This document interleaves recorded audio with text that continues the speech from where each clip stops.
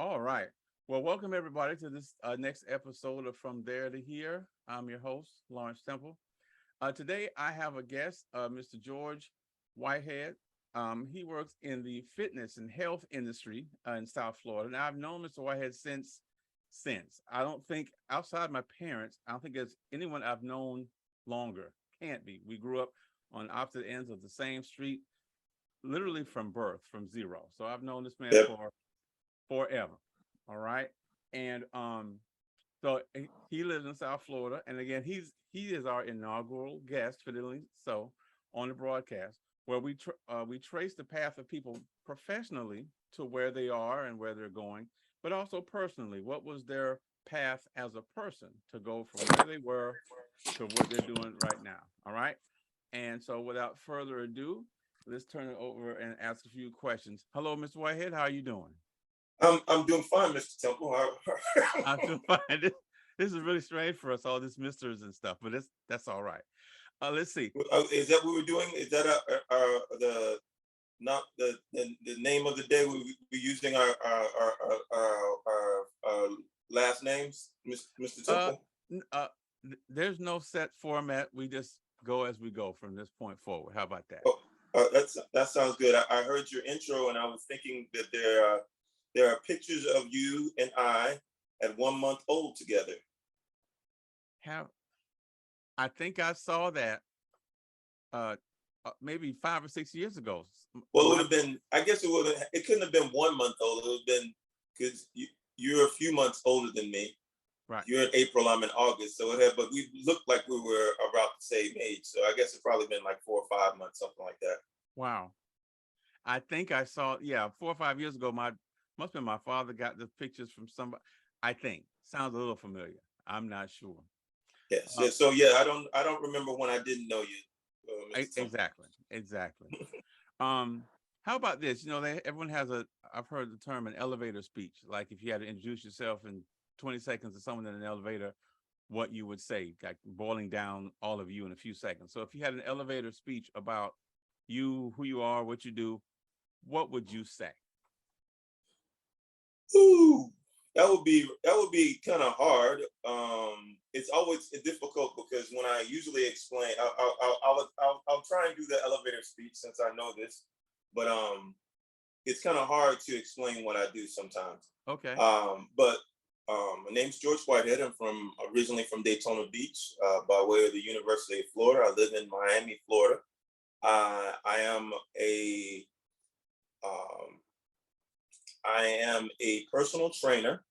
Would be the easiest definition of what I do. But the elevator speech is what I do is I help people attain their goals from wherever they are. So if you are their fitness goals, performance goals, more than likely.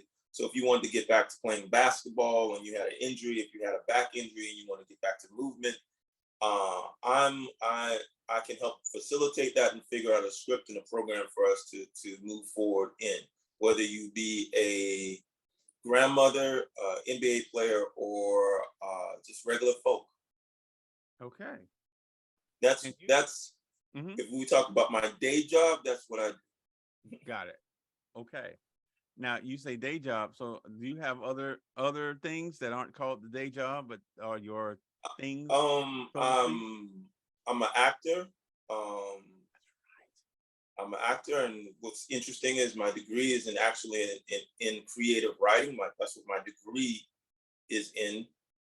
So but I've probably um, been in fitness in some fashion or form, whether I knew it or not, all my life, most of Okay. my life. Since I decided to be an athlete, I've been. That's once I made that decision, I kind of just started working in that direction, um, and that's one of the things that I love, and I've always loved. No one who knew me growing up is surprised at what I do. Okay. They, Yeah. they might have thought I've gone another route, but when they think about it, they're not surprised that that's what I do. Now, there's a story I've told about you that I think is true. This is what my 55-year-old memory says was because, again, we grew up just down the street. I thought I remembered that sixth or seventh grade.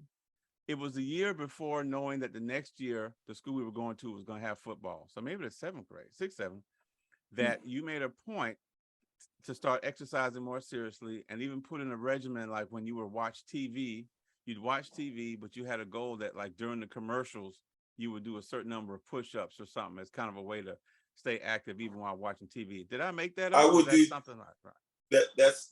That's accurate. It's about um I can't say if it's sixth or seventh grade, but what I wanted to do was I wanted to play football. I wanted to play tackle football, and my dad would not let me play.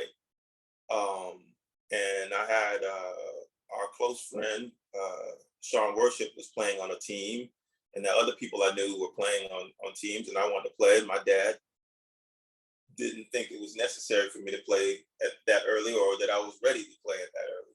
So tackle football. So he in a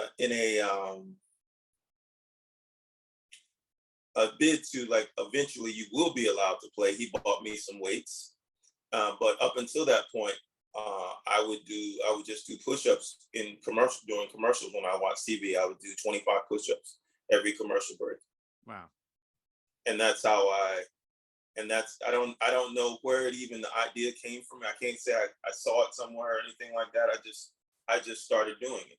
I just started doing push-ups in between during the commercial. It's and sometimes I'll employ some rationale of that. Like if I feel like I'm not being active enough, I'll just start doing something during the commercial break, like um, push-ups, body weight squats, something like that. If I feel like I didn't get a workout in the day, but I don't really feel like going anywhere, I'll do something like that still to this day. And I've used that story. Oh, my phone rang.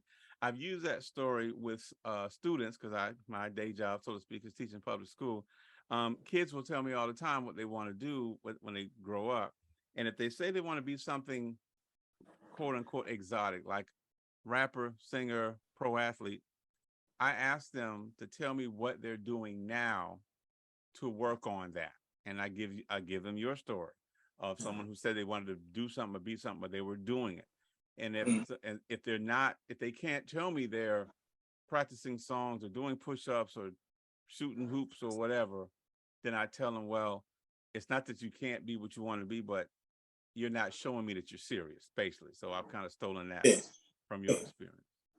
That would I think that I think in those senses, yeah. I mean, I would remember. I don't know. I moved when I look back on it. I moved in that direction. It was everything was moving me in that direction, and I love.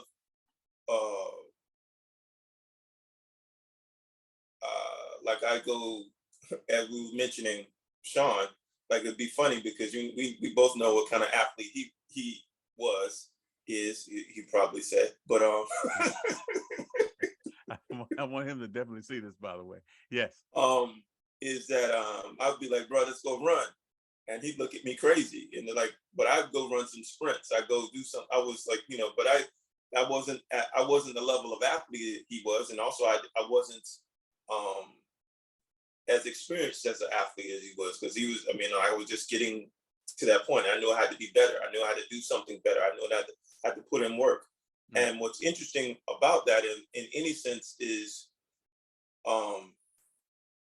as I've discovered in different when I work with high level athletes now is that you have to continually put in work. It's not like you put in work then. You have to put in work continually and consistency. And the people who feel like they've gotten to a certain level, those are the people whose success wanes. And there are people I know who right now they don't have an NFL contract. There's no guarantee that they'll be playing. They still have a desire to play. And they're training twice a day right now, and they haven't because that's what they love. Like it doesn't like there's not like a question about like does this person want to play? Okay. Like they have a passion for it. So I think it applies to many things, whether it be writing, whether it be music, whether it be any performance, whether it be, uh, you know, anything, speaking in front of people. Mm-hmm. What are you doing in that regard to move towards that? Once you decide that that's what I want to do, like people I know who are, like the people we know who were into music, let's say whatever way, Right. they were doing it all the time. Like whether you're a DJ, whether you're a musician, like you playing, they played it all the time. Like I remember the story about Eddie Van Halen's brother. We talked about like he always had a guitar in his hand. Yep.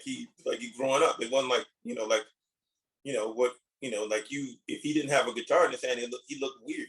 Like he was like what's going on? Like the only reason he wasn't home, when he was at home, he had a guitar in his hand and he was playing. He could be talking to you or whatever, but it was he was fingering. He was doing that. And I think about like what are you doing to move to that? And that's something I think in that as you say that, Larry, that's something that we all have to remind. Like if we have something and we desire to do, then the question we should turn to ourselves and say is, what are you doing? Okay, let's see. Yeah. So you were talking earlier, help anyone as far as putting in the work, basically, and making the proof that what they say they want to be, that they are, and that they're doing it all the time. When you were a kid, would you or could you have seen yourself doing what you're doing today for a living? Is that something you would have seen yourself doing? No.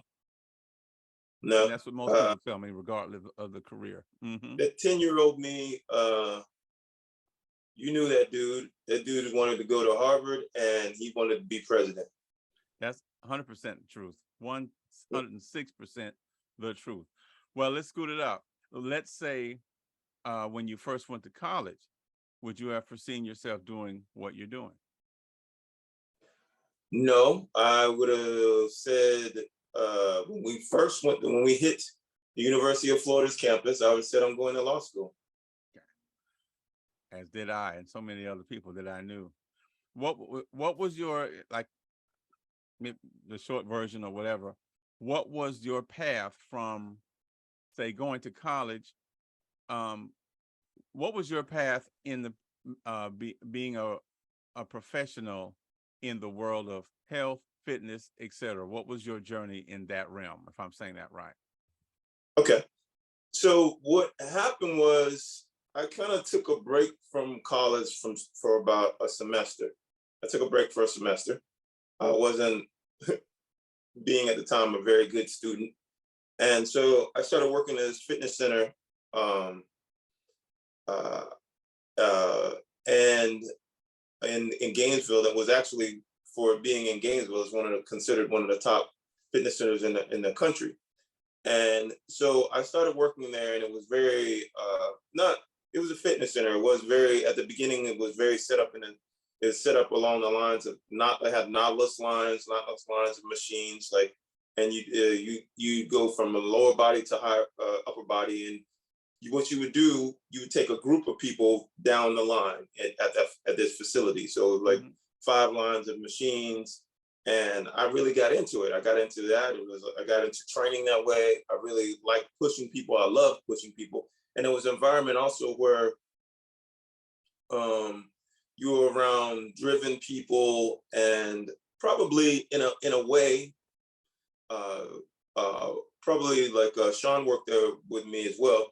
That's right. One of the first times I've been around a collective group of people who are, say, there was no threat or ism in place, no racism in place to say keep you from moving forward. Like if you excelled, you excelled. Okay. And everyone recognized you for that as such. And I'm talking about in a workplace. Like nobody is threatened that, oh, Larry's really good. Like, none of that came into play. And so I in that environment I excelled. And my plan was to finish to go to law school. So I moved to Miami.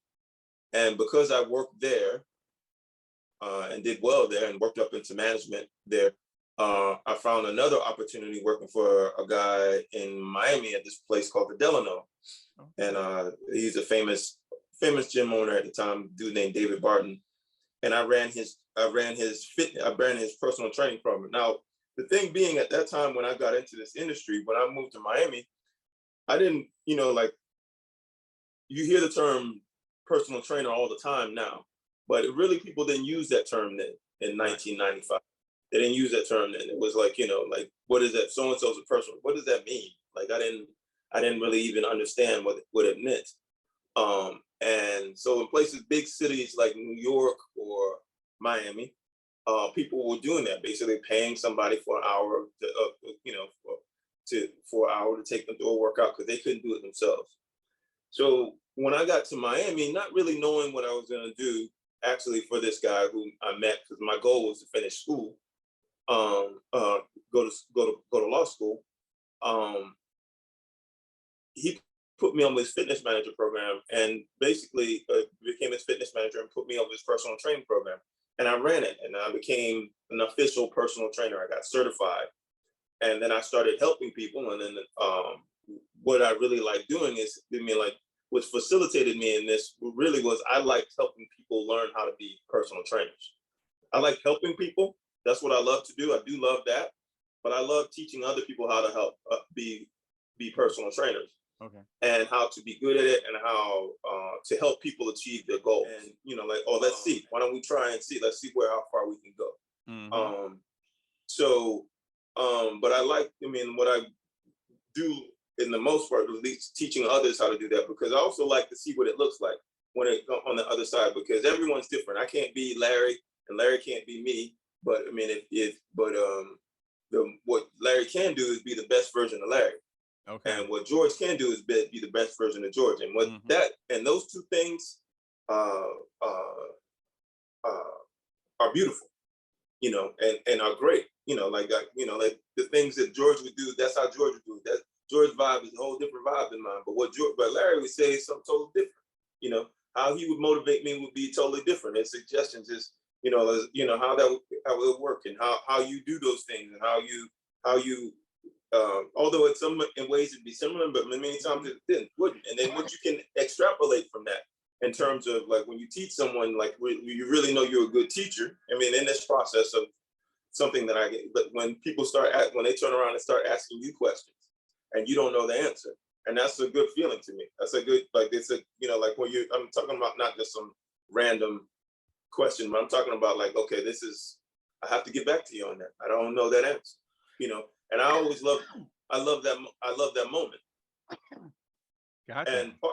And part of the reason I love that is also because as I started in this business, what happened was I was training, then I became a personal trainer. And then I would see a lot of people in this business, and as it relates to anything, I would see a lot of people in personal training business. And then, like, as I would study, I was like, I want to be good at this. So the only way for me to be good at this is to study. And it wasn't just a matter of my God-given gifts. Like, yeah, that's cool, but that doesn't mean that I can help you. So, okay. Just because I started seeing people who were better, who had studied, they'd gone to seminars, they were studying their craft, they were studying game, as it would be. And so I started doing that. And what happened is, as I went along, I was like, every moment where I was like, boom, I need to turn it up. Mm-hmm. That person will walk in the door. I would meet that person to take me to the next level. And the last person I met was what ended up where I am right now. I met this gentleman named Donnie Raymond, and I was like, okay, what would happen is, a lot of times when you're working with a personal trainer, like, there's a limited. One of the biggest things about anything, but especially in personal training to me, is knowing what you know and knowing what you don't know. Because most people don't know. From whether you have a physical therapist or you have a personal trainer, a lot of times people don't know that, like, that transition point is gray in terms of ability, right? So let's say, I'll give an example. My daughter had a back problem, and I knew how to train her to a certain point, but I didn't know how to train her on a really regressed therapy side. I didn't know how to do that. And I had to realize, when I was like, okay, I was watching, I was like, I don't know how to do that. That's not my thing. I haven't done that. I don't know how to do that. I wouldn't even know how to script that, because she was like, what I was doing with it was basically too intense for her. and it wasn't even intense. It was like I thought I was really soft. Okay. She had a back and shoulder issue, and so I was watching this, and I was like, to me, that was that moment. That's an aha moment. Like I can get close to that, but I can't get there. On the vice versa, that sometimes when you interact with physical therapists, they don't know that they don't know what I know. Like they don't realize, like, okay, like it's time for me to take Larry on, and they don't know how to get you. They don't might not know how to. They can teach these therapeutic movements, but they don't really know how to teach you how to do a proper squat, how to do a proper lunge, how to do what that entails, how to push that, how to keep progressing that movement, or what's proper ways to progress that movement. Okay. All right. So a lot of times we get caught up in this IG era. When I say that, is people want to make everything look good, and you really don't have to have all that. You don't have to do all that. You know, like this should be a reason for everything. All right. And there should be also, you should be able, because I'm jumping all around, but you should also, your trainer should be able, you should say, like, why are we doing that? I should be able to tell you. Okay. I should be able to explain it to you. It shouldn't be an issue whatsoever. I should be able to articulate that to you in terms of that. Like, you know, and every trainer isn't for everyone also. I'll say all that because I go down this road. Like, you know, like if you wanted to train for a bodybuilding show, I'm not your trainer. I don't, and there's nothing wrong with that. I just don't have any interest in training like that. I don't have a desire to sit up and talk about nutrition and to train in that way. Okay. But if you want to get back to, that doesn't mean I won't help you improve your aesthetic. I just don't have, like, if your goal was to do a bodybuilding show, I'm not your trainer. I can find some. I know people who do that. Right. Okay. And people send other trainers send people to me, like, you know, this guy has a back problem, L5 herniated disc, and he wants to be able to get back to run a marathon again. Okay, we can do that. He wants to play hoops again. Okay, we can do that. Let's see where it goes. Or they're saying he's gonna have to go to a doctor, go to have surgery. I'm sorry. And I'll say, okay, let's see. Let's give me 8 weeks and let's see where we're at. You know, all right, things like that along those lines. But I know what I know, and I know what I don't know. Okay. So and that's so when I met, going back to that, jumping around, when I met Donnie Raymond, I was at that point that I knew I wanted to know more. All right. And I thought I knew something, but people would come across from around the country they wanted to work and train with me to learn some things from me. And I would get people want jobs from me, things like that. And I met him and I realized, okay, you know, I don't know anything. And I think that's important. It's always a cycle like that. Every time I do stuff in this process, I learn, like, okay, like, soon as I think I know something, I figure out really quickly that I don't know sugar honey iced tea. I don't, you know, I find it out, and those are good moments. I mean, I have no problem with those moments because that's an opportunity to get better, to learn, and, like, you know, and my philosophy on this is, like, I don't know. I don't have no problem saying I don't know, but I do know how to find out. You know, and I think that's important in anything you do. Like, if we parallel what I do, you know, like, you have to have a desire to get better. You should be in something that you want to be better at. All right. And you have to know what your niche is, what you want to do in that space. You know, how you want to do it, what you want to do in that space, you know, and you should also you should look for those moments where to find yourself in a moment where you, like, okay, I don't know this. Okay. I don't know this, you know, but I will figure this out. And I think that's when you start knowing that, like, those are the things you find out in terms of how someone has a passion about something. Yeah. Like, you might quit, you know, like, if there's a real question about passion, like, okay, you know, you know, are you trying to get better? Are you trying to get better? Are you trying to, the industry's moving like this, or things are changing like this. Boom. If you see somebody out there trying to get, okay, they're serious about that. They're serious. Like, this came out, boom, they're already on it. They're already doing the new thing, or at least trying to master the new thing, just to have an understanding of it, whether they want to do it or not.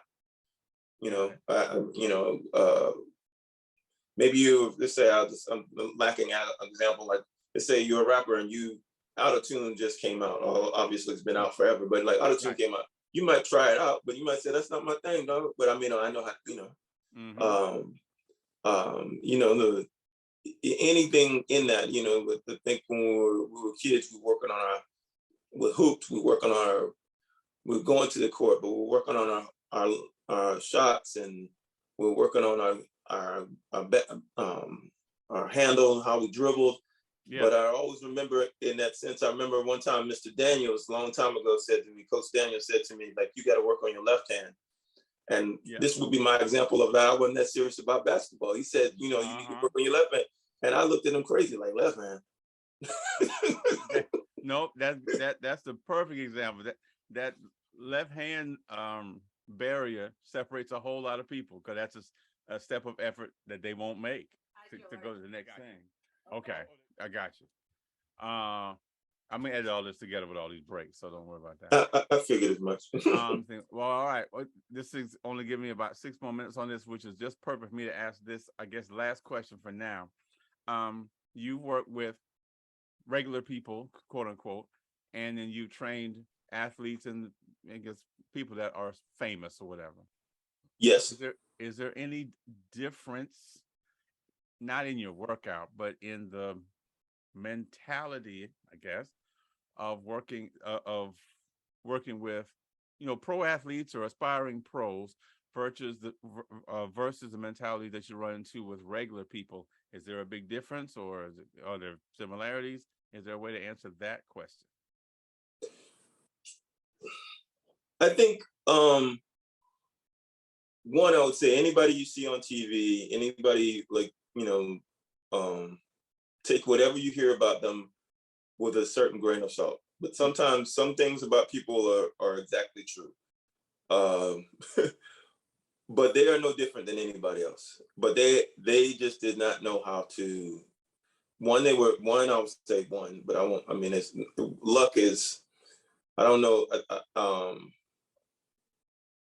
want to. I don't like the word luck because, in a way, because I want to say you're lucky, but you had to have it had to be, whether it was a verbal prayer or a silent prayer, you had to be moving in that direction. You had to be. It had to been that had to been going on somewhere. You know, there had to be like something in your head, whether you knew it or not. But you know, like you find yourself, wow, this is the perfect scenario. Somewhere in there, you were saying that this is what I wanted in one way or another. But the people I've met who are very successful, was successful. I used to ask people. Like one person told me, um, um, um, Puffy Combs told me that the key to being successful was follow through. Another person told me, who was a famous built hotels all over the world. He told me that the key to success was dogmatism, just not just like, you know, like you just have to know it's just not the word, like a word that you're gonna hear. Like you don't embrace it. That there's not that we will find a way to do this vision. We will make the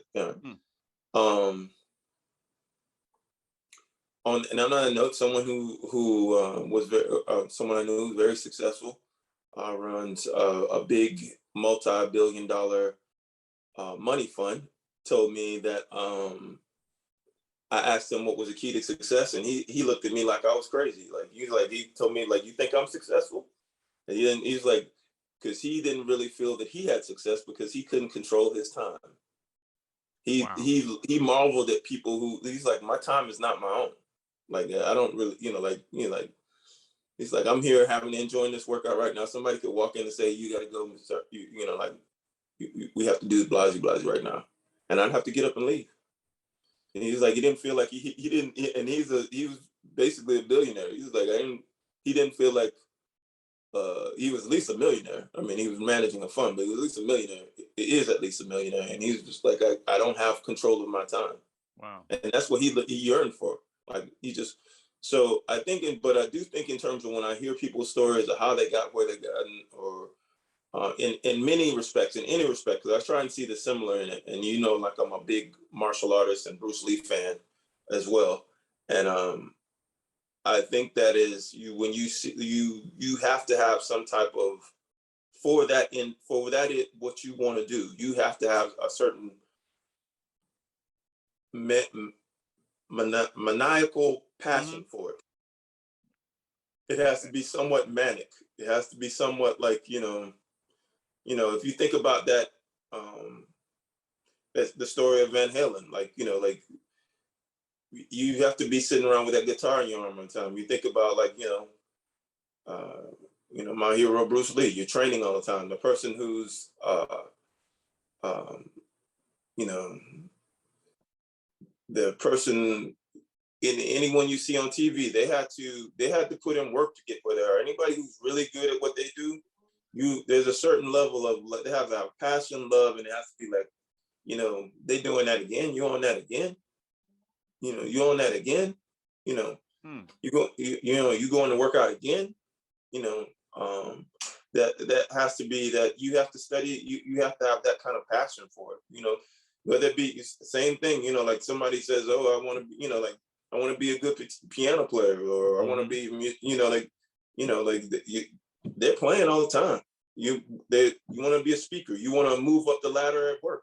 You're studying game all day long. You want to be, and so when we think of athletes, you think about the person like, you see a Steph Curry, but nobody thinks, like, okay, in order to get there, that dude shot 1,000 times a day. 1,000, like you look at his example, and then I always think about the Reggie Miller example, where he would be shooting 900 times. He shot 900 times a day. Okay, Steph Curry surpasses him, and pretty much he shoots 1,000 times a day, and then shoots from wherever and creates all these crazy drills. I mean, those are the things. If you want to be great at something, that's what you have to do. If you want to be good at something, you have to do. And then there has to be some type of epiphany in that process. But anybody is really good at it, that you like, you've seen them, if you're intimate with them, you've seen them do that all the time. That wasn't that is a perfect point. I hear people talk about balance, but it does seem like those people that truly excel, they do things to a degree that people would feel like, at least for a time, they are unbalanced, but they have to give that amount of attention to it to become great. This thing's going to cut off for us in about a minute, but I want to say this is excellent, and I'll be calling you later, but I appreciate not just the things you said about personal fitness, but you said a whole bunch of things that relate to just every walk of life, and I really appreciate it. Well, I think, Tim, and you're quite welcome, my brother, and I would, I've known you, I don't know when I haven't known you, we probably knew each other, we knew each other before anyway, so anyway. True. That's true. That's like a cliche, but it's the truth. It's the truth. It's the truth. So I think the thing is when you talk about fitness says you have to have that type of commitment to it. You have to and I think also in those scenarios, if I have time, one will be when we talk about those scenarios, the people who are doing those things that they're passionate about, it's not work to them.